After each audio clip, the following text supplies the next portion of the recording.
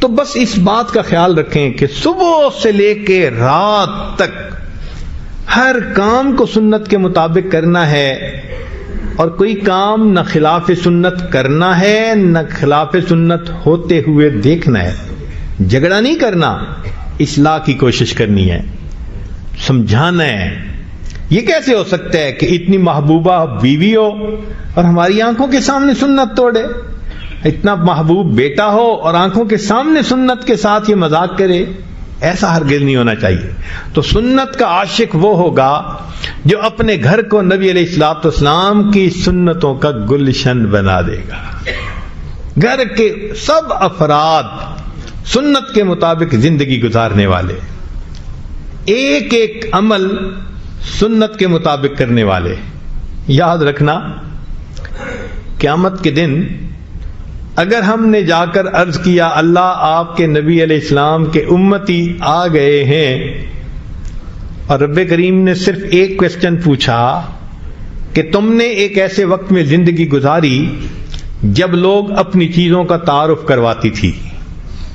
آج کل تو ایڈورٹائزمنٹ کا زمانہ ہے، جو پروڈکٹ کوئی بنائے پوری دنیا میں اس کی ایڈورٹائزمنٹ ہوتی ہے، لوگوں کو بتایا جاتا ہے دیکھو ہمارے پاس یہ ہے۔ لوگوں نے اپنی چیزوں کا تعارف کروایا، چھوٹی سی بڑی چیز کا، کمپیوٹر کو دیکھو، آج سیل فون کو دیکھو، یہ کچے اور پکے مکان میں پہنچ گئے، حتیٰ کہ بیت اللہ کے دروازے پہ جو دعائیں مانگ رہے ہوتے ہیں ان کی جیبوں میں بھی سیل فون کی ٹون بج رہی ہوتی ہے۔ تو سوچئے لوگوں نے اپنے تانبے کو بھی اپنا سونا بنا کے دکھا دیا، اور میرے محبوب کے امتی ہو تمہارے ہاتھ میں تو تھا ہی سونا، تم نے کیا سنت کا تعارف کروایا؟ تم نے کس کو سنت کا عاشق بنایا؟ تم نے کس کے دل میں سنت کی اہمیت پیدا کی؟ اگر یہ کوسچن پوچھ لیا گیا میرے دوستو اس دن ہماری جان نہیں چھوٹ سکے گی۔ ہم پروو نہیں کر سکتے کہ نبی علیہ السلام کا کلمہ پڑھنے کے باوجود ہم سنت کے ساتھ یہ معاملہ ہوتے ہوئے دیکھ کے پھر کیسے اطمینان سے رہ جاتے ہیں۔ ہمارے لیے تو جینا دوبھر ہو جائے ایسے معاملے۔ تو سنت کی محبت سیکھیے، اور اس وقت جب کہ آج دنیا اپنی چیزوں کا تعارف کروا رہی ہے، ہم کلمے کا تعارف کروائیں، قرآن کا تعارف کروائیں، اسلام کا تعارف کروائیں، محبوب کے اخلاق کا تعارف کروائیں، محبوب کی سنتوں کا تعارف کروائیں، اور لوگوں کو بتائیں کہ دیکھو تم قیمتی متاع کو چھوڑ کے کس ڈلتی چھاؤں کے پیچھے بھاگتے جا رہے ہو۔ آج ہم میں سے ہر بندے کے اوپر یہ ضروری ہے کہ وہ دین کی محنت کی کسی نہ کسی شکل میں لگ کر زندگی گزارے۔ جو نہیں گزارے گا قیامت کے دن اس کو نبی علیہ السلام کے سامنے جواب دہ ہونا پڑے گا۔ نبی علیہ الصلوۃ والسلام تہجد کے وقت رویا کرتے تھے، آنسو بہاتے تھے، ریش مبارک آنسوؤں سے تر ہو جاتی تھی، اتنا لمبا سجدہ فرماتے تھے کہ عائشہ صدیقہ عنہا فرماتی ہیں مجھے گمان ہونے لگتا کہ کہیں روح مبارک پرواز تو نہیں کر گئی، تو میں پاؤں کے انگوٹھے مبارک کو پکڑ کے ہلاتی تھی کہ زندگی کے آثار تو ہیں۔ اتنا لمبا سجدہ، رب امتی رب امتی رب امتی، نبی علیہ السلام امت کے لیے روتے رہے، حالانکہ نبی علیہ السلام کو بتا دیا گیا تھا آپ کے بعد آپ کی آنے والی اولاد کے اوپر مشکل وقت آئیں گے، حسن رضی اللہ عنہ کے ساتھ یہ ہوگا، سیدنا حسین رضی اللہ عنہ کے ساتھ یہ ہوگا۔ نبی علیہ السلام نے حدیث میں بتلا دیا کہ میرے اس نواسے کے ساتھ میرے بعد یہ ہونے والا ہے۔ نبی علیہ السلام نواسوں کے بارے میں نہیں روئے۔ آپ صلی اللہ علیہ وسلم کی بیٹیوں پہ مشکل وقت آئے، آپ نے یہ نہیں کہا میری زینب کا کیا بنے گا، میری فاطمہ کا کیا بنے گا۔ نبی علیہ السلام اگر روئے تو کس کے لیے روئے؟ امتیوں کے لیے روئے۔ اور آج امتیوں کا یہ حال ہے، اپنے ہاتھوں سے نبی علیہ السلام کی سنتوں کو توڑتے ہیں. آنکھیں نہیں دیکھتی, دماغ نہیں سوچتا کہ میں نے کس آقا صلی اللہ علیہ وسلم کی سنت کو توڑ دیا ہے. آج ہماری بے حسی کا یہ عالم ہو گیا ہے. چنانچہ ایک بزرگ تھے, کثرت سے درود شریف پڑھتے تھے, حتیٰ کہ ہر ہفتے 1,00,000 درود شریف پڑھ کے نبی علیہ السلام کی خدمت میں تحفہ اور ہدیہ بھیجتے تھے. چنانچہ ایک مرتبہ انہوں نے خواب میں نبی علیہ السلام کو دیکھا. فرماتے ہیں کہ آپ صلی اللہ علیہ وسلم کا سینہ مبارک میں نے چھل نہیں دیکھا, زخمی دیکھا. میں نے پوچھا اللہ کے حبیب صلی اللہ علیہ وسلم یہ آپ کو زخم کیسے لگے؟ تو محبوب صلی اللہ علیہ وسلم نے فرمایا کہ یہ زخم مجھے غیروں سے نہیں, مجھے اپنوں سے لگے. تم تو غیروں کی بات کرتے ہو, ہم نے اپنے بھی آزمائے ہیں. لوگ کانٹوں سے بچ نکلتے ہیں, ہم نے پھولوں سے زخم کھائے ہیں. مجھے گلہ نہیں قریش مکہ کے ساتھ, یہ اللہ کے حبیب صلی اللہ علیہ وسلم فرمائیں گے وہ تو کافر تھے, انہوں نے میرے اوپر اوجڑی ڈالی, انہوں نے طائف کے شہر میں میرے ساتھ کیا سلوک کیا. 9 سال کے بعد عائشہ رضی اللہ عنہا پوچھتی ہیں اے اللہ کے حبیب صلی اللہ علیہ وسلم آپ کی زندگی کا سب سے اذیت ناک دن؟ فرمایا عائشہ 9 سال گزر گئے, طائف میں جو میرے ساتھ سلوک کیا گیا مجھے آج تک نہیں بھولتا. تو کافروں نے یہ سب کچھ کیا, نبی علیہ السلام ان کا گلہ نہیں فرما رہے, وہ تو کافر تھے, ان کو تو شناخت ہی نہیں تھی, بے قدرے تھے, ان سے کیا گلہ کرنا. گلہ تو ان سے ہے کلمہ پڑھتے ہیں, سنت کی شان کو جاننے کے باوجود اپنے ہاتھوں سے پھر توڑتے ہیں, پھر بے حس بن جاتے ہیں, احساس ہی نہیں کرتے کہ ہم نے کیا کیا. تو اس لیے قیامت کے دن اگر نبی علیہ السلام نے فرمایا کہ تم تو کلمے کو پڑھنے والے تھے, میری سنت کو جاننے اور ماننے والے تھے, تم نے کیوں اپنے ارادے کے ساتھ اس سنت کو جو ہے وہ محفوظ نہ کیا اور اس پر عمل نہ کیا, ہم قیامت کے دن کوئی جواب نہیں دے سکیں گے. چنانچہ ایک چھوٹا سا بچہ, اس کو یہ بات سنائی گئی جس کی عمر 7 سال تھی کہ نبی علیہ السلام کے سینے پہ گویا زخم پڑتا ہے جو امتی سنت کے خلاف کام کرتا ہے. اس بچے کے دل میں محبوب کی محبت تھی. اس کے بعد اس کی یہ کیفیت بن گئی, کھانا کھاتے ہوئے پوچھتا امی سنت کیا ہے, لباس پہنتے ہوئے پوچھتا امی سنت کیا ہے, سوتے ہوئے پوچھتا امی سنت کیا ہے. اگر 7 سال کے بچے کو محبوب کے ساتھ ایسی محبت ہے, اللہ نے قیامت کے دن پوچھ لیا او میرے نبی کے وارثو, او علماء, او طلباء, ورثۃ الانبیاء بننے کی تو بڑی تمنا رہی, تمہارے دل میں کیوں سنت کی اتنی محبت نہیں تھی؟ تو ہم قیامت کے دن نبی علیہ السلام کے ساتھ کیا جواب دے سکیں گے؟ محبوب صلی اللہ علیہ وسلم بھی پوچھیں گے میری سنتیں ذبح ہوتی تھیں, تم چین کی نیند گھروں میں سوتے تھے, تمہاری بیوی سنت کے خلاف کام کرتی تھی, زبان نہیں کھلتی تھی, بیٹا سنت توڑتا تھا, بیٹی سنت توڑتی تھی, تم محبت بھری نظروں سے ان کو دیکھتے تھے, کیا میرے محبوب کی سنتی کی کوئی ویلیو تمہاری نظر میں نہیں تھی؟ کیوں آ گئے ہو آج اس محبوب کی شفاعت لینے کے لیے اور ان سے شفاعت طلب کرنے کے لیے؟ اگر قیامت کے دن ہم سے یہ پوچھ لیا ہمارا کیا بنے گا؟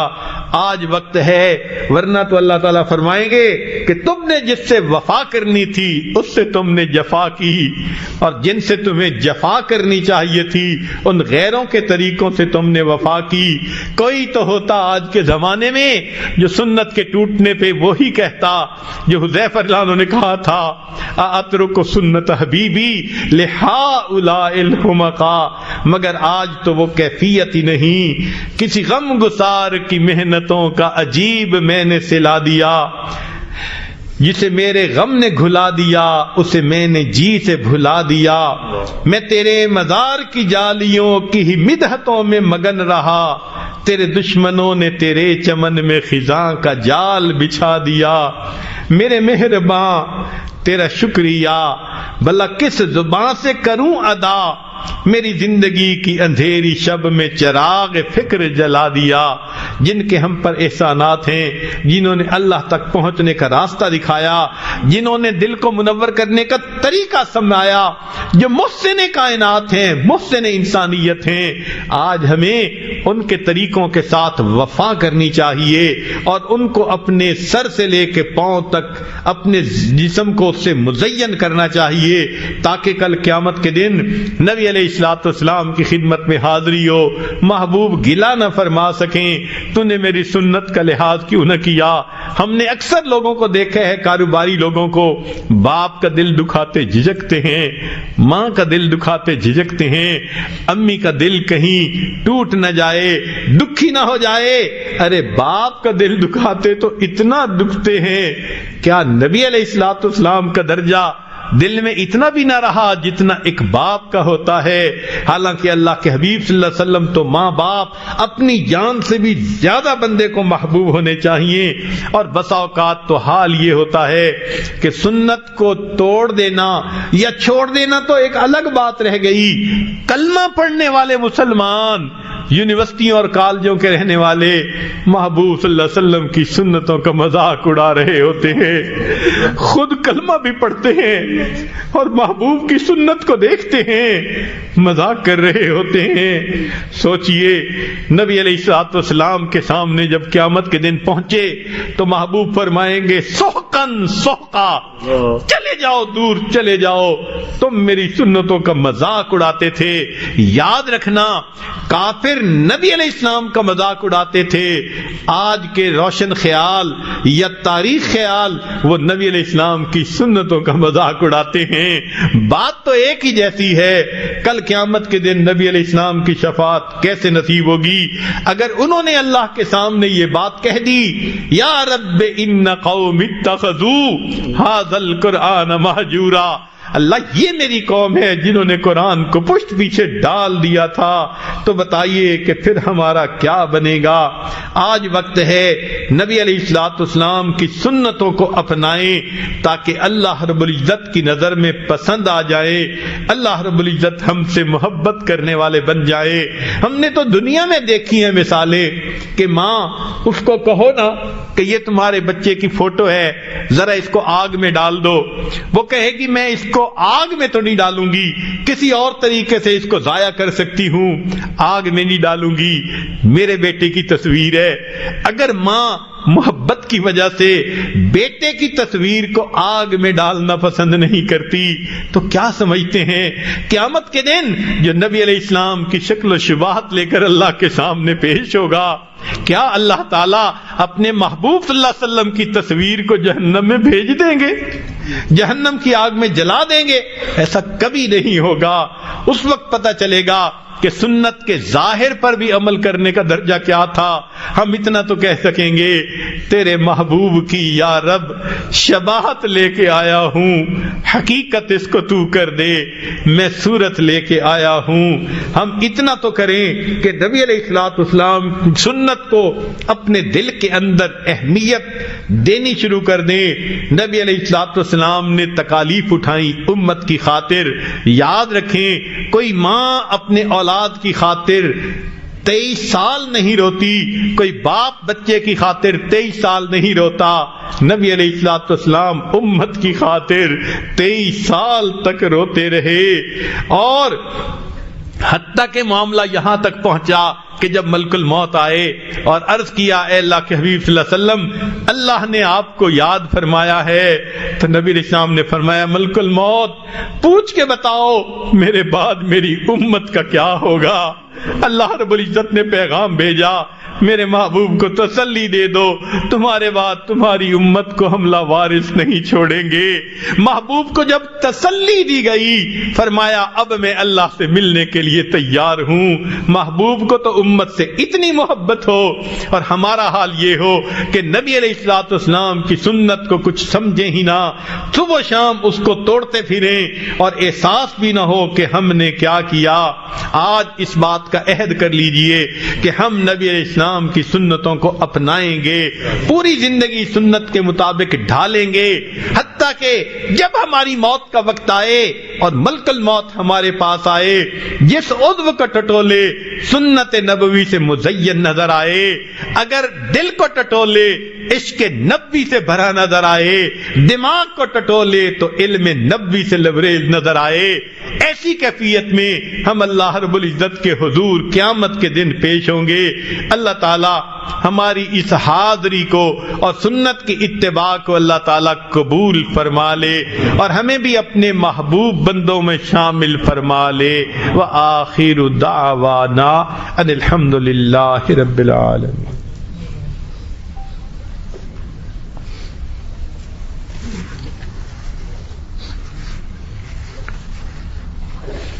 دعا سے پہلے بتایا گیا تھا کہ کچھ احباب ایسے ہیں جو توبہ طائب ہونا چاہتے ہیں، آج تک جو سنتوں کے خلاف عمل کرتے رہے اس پہ سچی توبہ کرنا چاہتے ہیں، بیعت بھی ہونا چاہتے ہیں، تو یہ عاجز توبہ کے کلمات پڑھائے گا، سچے دل کے ساتھ زندگی کے پچھلے سب گناہوں سے سچی پکی توبہ کر لیجئے۔ الحمدللہ وکفا وسلام علی عبادہ الذین اصطفی، اما بعد۔ یہ کلمات سچے دل کے ساتھ پیچھے پیچھے پڑھیے۔ بسم اللہ الرحمن الرحیم۔ لا الہ الا اللہ محمد الرسول اللہ، آمنت باللہ وملائکتہ وکتبہ ورسلہ والیوم الآخر والقدر خیرہ وشرہ من اللہ تعالی والبعث بعد الموت، آمنت باللہ کما ہوا باسمائہ وصفاتہ وقبلت جمیع احکامہ اقرار باللسان وتصدیق بالقلب، اشہد ان لا الہ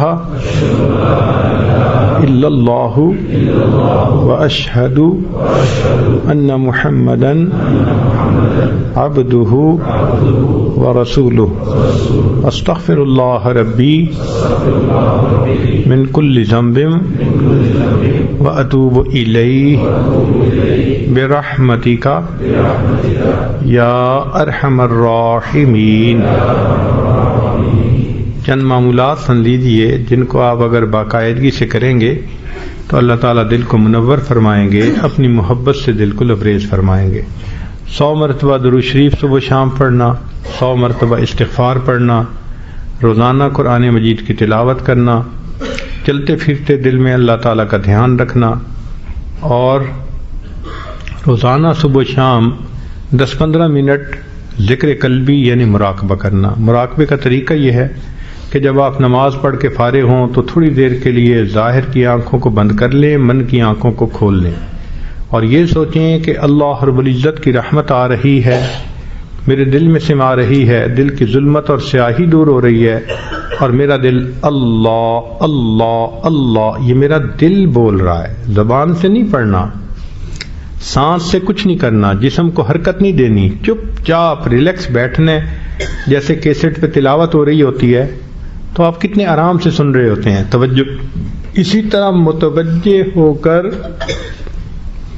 یہ سننا ہے کہ دل سے اللہ اللہ کی آواز آ رہی ہے، شروع میں نہیں آئے گی، لیکن بیٹھے رہنے سے انا عند ظن عبدی بھی، اللہ تعالیٰ فرماتے ہیں میں بندے کے ساتھ اس کے گمان کے مطابق معاملہ کر دیتا ہوں، تو واقعی ایک وقت آتا ہے کہ بندے کو ایک ادراک ہونا شروع ہو جاتا ہے، یہ ایسی کیفیت ہے کہ پھر دن رات صبح شام بندے کی رہتی ہے، ایک بیک گراؤنڈ میوزک ہے جو ہر وقت وہ بندہ سن رہا ہوتا ہے، اللہ اللہ اللہ اللہ۔ اس کو ذکر قلبی، ذکر خفی، ذکر سری، ذکر خامل، حدیث پاک میں یہ 4 الفاظ آئے ہیں، اس کو فرشتے بھی نہیں سن سکتے، یا کرنے والا جانتا ہے یا جس پروردگار کا ذکر ہو وہ پروردگار جانتا ہے۔ اور شیخ الحدیث رحمۃ اللہ فرماتے ہیں فضائل ذکر میں کہ یہ لسانی ذکر سے 70 گنا زیادہ فضیلت ہے، تو اس لیے اس ذکر کو ہم اپنائیں اور پھر اس کی برکتیں دیکھیں۔ سادہ سی مثال یہ ہے کہ آپ سیل فون پہ روزانہ باتیں کرتے ہیں تو اس کی بیٹری ڈاؤن ہو جاتی ہے، اب روز شام کو آپ چارجر کے ساتھ لگاتے ہیں، اگر کسی دن چارج کرنا بھول جائیں تو بیٹری فلیٹ ہو جاتی ہے، فون بند ہو جاتا ہے۔ اسی طرح ہم روزانہ جو کام کاروبار کرتے ہیں، لوگوں سے انٹریکٹ کرتے ہیں، تو دل کی کیفیات کی بیٹری بھی ڈسچارج ہو جاتی ہے۔ تو ہمیں بھی چاہیے کہ شام کو آ کے اس دل کو بیٹری چارج کرنے کے لیے چارجر کے ساتھ لگائیں۔ تو یہ جو تصور ہوتا ہے نا اللہ کی رحمت آ رہی، تو اوپر سے وہ بجلی آتی ہے بزرگوں کے اس تار کے ذریعے سے، اور دل کو پھر یہ چارج کر دیتی ہے، تو انسان کی کیفیت اچھی رہتی ہے، نمازوں کی کیفیت، سنتوں کا اہتمام، یہ سب چیزیں انسان کی اچھی رہتی ہیں۔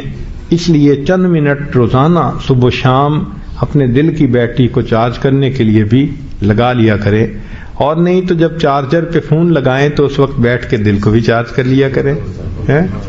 مگر وہ تو لگاتے ہیں 2-2 گھنٹے،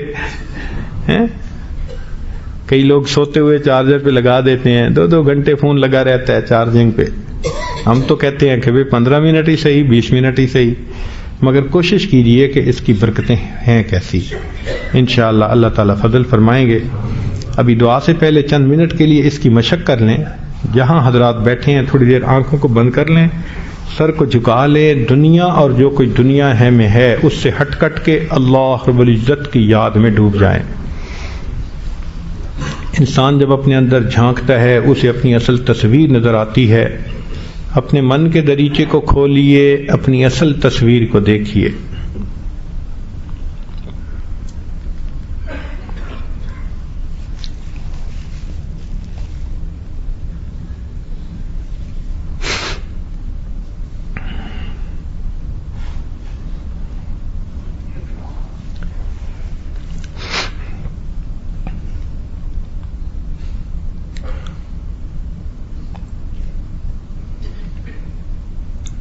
ہواؤ ہرس والا دل بدل دے، میرا غفلت میں ڈوبا دل بدل دے، بدل دے دل کی دنیا دل بدل دے، خدایا فضل فرما دل بدل دے، گنہگاری میں کب تک عمر کاٹوں، گنہگاری میں کب تک عمر کاٹوں، بدل دے میرا رستہ دل بدل دے، سنوں میں نام تیرا دھڑکنوں میں، مزہ آ جائے مولا دل بدل دے، ہٹا لوں آنکھ اپنی ماں سوا سے، جیوں میں تیری خاطر دل بدل دے، یہ کیسا دل ہے سینے میں الہی، جو زندہ بھی ہے مردہ دل بدل دے، پڑا ہوں تیرے در پر دل شکستہ، رہوں کیوں دل شکستہ دل بدل دے، میری فریاد سن لے میرے مولا، بنا لے اپنا بندہ دل بدل دے، تیرا ہو جاؤں اتنی آرزو ہے، بس اتنی ہے تمنا دل بدل دے، گنہگاری میں کب تک عمر کاٹوں، بدل دے میرا رستہ دل بدل دے۔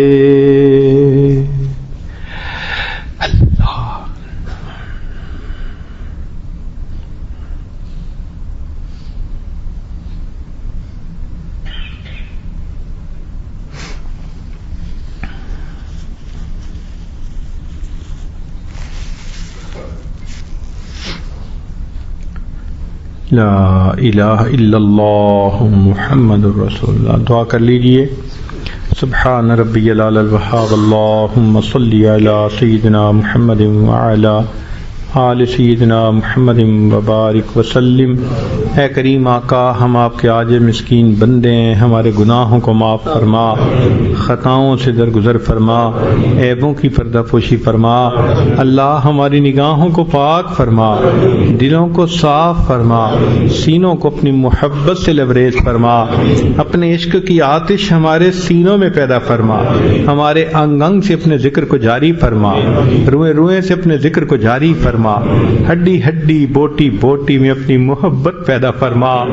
اے کریم آقا، ہماری جسمانی بیماریوں کو دور فرما، روحانی بیماریوں کو دور فرما.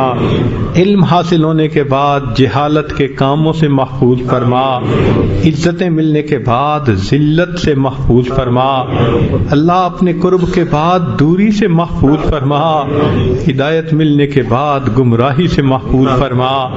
دوستی کے رنگ میں دشمنی کرنے والوں سے بھی محفوظ فرما، قرضوں سے محفوظ فرما، مرضوں سے محفوظ فرما، ذلت سے محفوظ فرما، علت سے محفوظ فرما، قلت سے محفوظ فرما.